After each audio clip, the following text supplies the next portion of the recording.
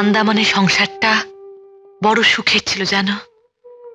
আমি, মা, বাবা আর দাদা। আমার দাদা খুব বড় একটা চাকরি করত, আর বাবার একটা ছোটখাটো ব্যবসা ছিল। তার সঙ্গে ফাটকা খেলার রোগও ছিল। আর সেই রোগে সর্বশান্ত হয়ে বাবা হার্ট অ্যাটাক করে মারা গেলেন। তার কয়েক মাস পরে দাদা একদিন এক মহিলাকে নিয়ে আমাদের বাড়িতে এলেন। এসো এসো মা।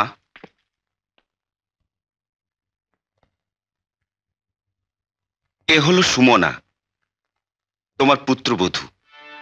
পুত্রবধূ? তার মানে তুই? হ্যাঁ, বিয়েটা আমরা রেজিস্ট্রি করে নিয়েছি, তোমাদের আর কোনো ঝঞ্ঝাটে রাখিনি। তোর বিয়েটা আমাদের কাছে ঝঞ্ঝাট? কি বলছিস তুই সুমো?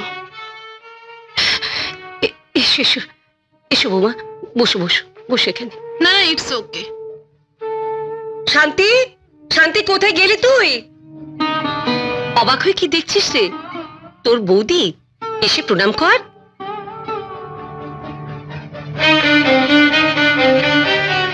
থাক থাক, তোমার দাদার জিনিসপত্রগুলো একটু দেখিয়ে দাও তো, গোছ গাছ করে নিতে হবে। তার তার মানে? আসলে বুঝলে মা, কোম্পানি থেকে একটা বড়সড় কোয়ার্টার দিচ্ছে, না নিলে হাতছাড়া হয়ে যাবে। তাই সুমনের ইচ্ছে এখনই ওটা দখল নেওয়া। তার মানে তোরা আমাদের থেকে আলাদা হয়ে যাবি সমু? একে আলাদা হওয়া ভাবছেন কেন আপনি? এই বাড়ি থেকে মানুষ বাস করতে পারে। আপনি কি চান না আপনার ছেলে একটু ভালো থাকুক, সুখে থাকুক?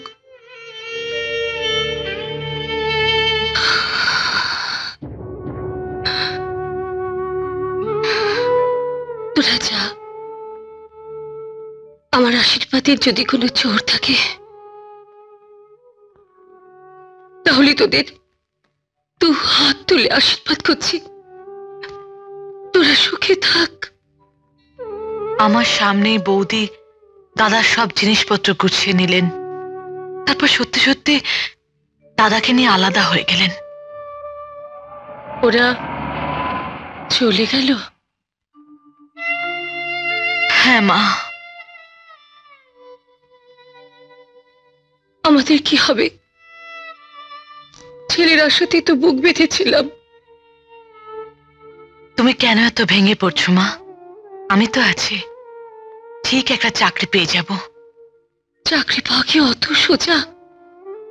কতদিন ধরে তো তুই চেষ্টা করছিস। অর্থাভাব আর হতাশা মাকে শয্যাশায়ী করে তুলল। দিকে দিকে করুণা ভিক্ষা করলাম, কোনো সাহায্য পেলাম না।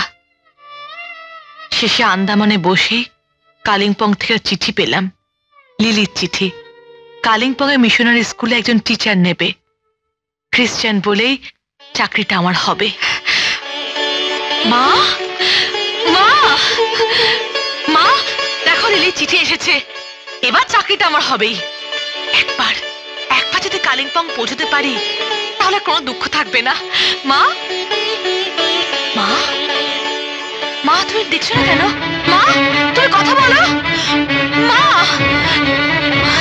মা,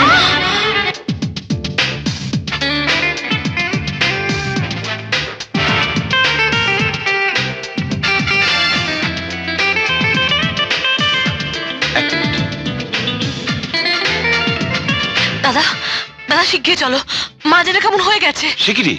হ্যাঁ, আমি কি করব কিছুই বুঝতে পারছি না। তুমি এক্ষুনি চলো, আমি বাড়ির লোকে খবর দিয়ে তোমার কাছে চলে এসেছি। এখনই কি করে যাই বলতো? বাড়িতে সব বিগ বিগ বসেরা এসছে, আর তার উপর নির্ভর করছে তোমার চিফ এক্সিকিউটিভ পদে প্রমোশন।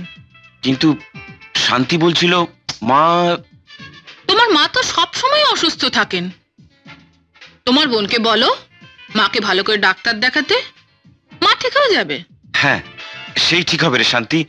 তুই তুই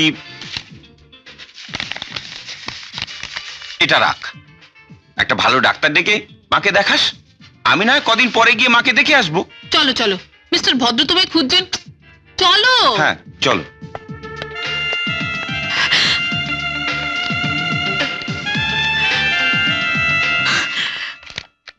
আসুন আসুন, আমার মাকে আমার ডাক্তার তো একজন আছেন দেখছি, আমি তাহলে যাই।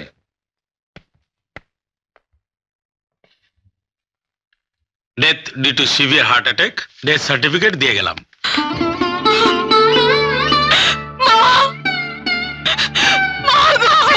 চলো।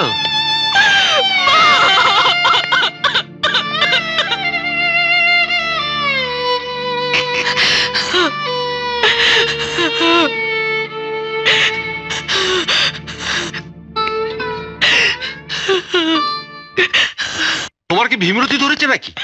কেন? মরেই তো গেছি, ওখানে দাঁড়িয়ে কি করছিলে? কীর্তন বাজাবে নাকি? কীর্তন তো একটু করতেই হবে বাবা, নাহলে পাড়ার লোকেরা যে আমায় দুষবে। তাছাড়া মেয়েটার দাদাও আসেনি, সৎকারের কাজটা তো সারতে হবে। তারপর নিশ্চয়ই ছেড়াদের কাজটাও তুমি করবে। নিশ্চয়, নিজের গাঁটের টাকা খরচা করে ঠিক 3 দিনের মাথায় কাজটা সারতে হবে। মেয়ে তো তবে খবরদার, মেয়েটার দাদা যেন মায়ের মরার খবরটা না পায়। তোমার মতলবটা কি বলো তো? ভাড়া বাকি বলে উচ্ছেদের মামলা করলে, চুপিসারে উচ্ছেদের ডিগ্রিটাও বার করে নিলে। দিলাম, তবে গাড়ির পয়সা খরচা করছে কেন? সিম্প্যাথি, যাতে পাড়ার লোকেরা ভাবে মেয়েটার দুঃখে আমার দুঃখ কম নয়। তারপর কাজ মিটলেই তো উচ্ছেদ। আবার কি করছেন কি?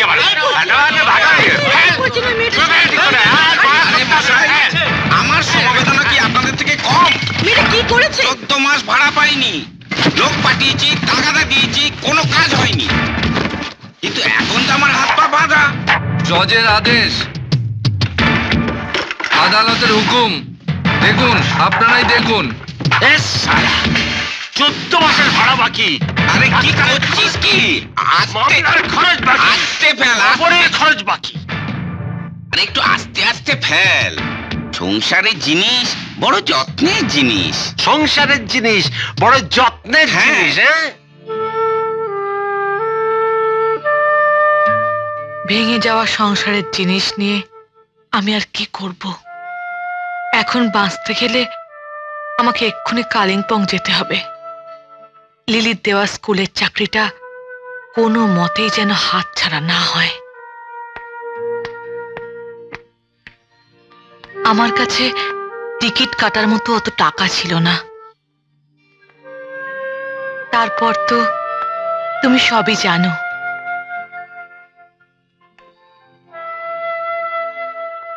সত্যি শান্তি, খুব কষ্ট পেয়েছো তুমি। দেখছি আমাদের দুজনের জীবনটাই কষ্টে ভরা, আর তাই তো চাইছি আমরা দুজনে মিলে একটা সুখের ঘর তৈরি করব। কিভাবে? প্রথমে কলকাতায় একটা বাড়ি ভাড়া করব, বিয়ে করে আমরা দুজন সেখানে একসাথে থাকব, দুজনে দুজনের হব। আমার দাদার মতো? মানে? এসো।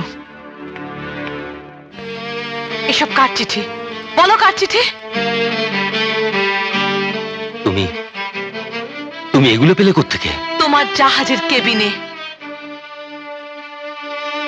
আর তারপর থেকেই এই চিঠিগুলো আমার কাছে স্বপ্ন, আমার ভবিষ্যৎ সুখের সংসারের ছবি। এগুলো তুমি বিশ্বাস করো না শান্তি, এগুলো মিথ্যে, সব মিথ্যে শান্তি। মিথ্যে? একটা মেয়ে স্পর্শ পেয়েছো, দেহ পেয়েছো, আর সেই সুখেই সবকিছু অস্বীকার করতে চাইছো তুমি? ছি শুভ, ছি। তুমি তোমার দাদার চেয়েও ঘৃণ্য মানুষ। শান্তি,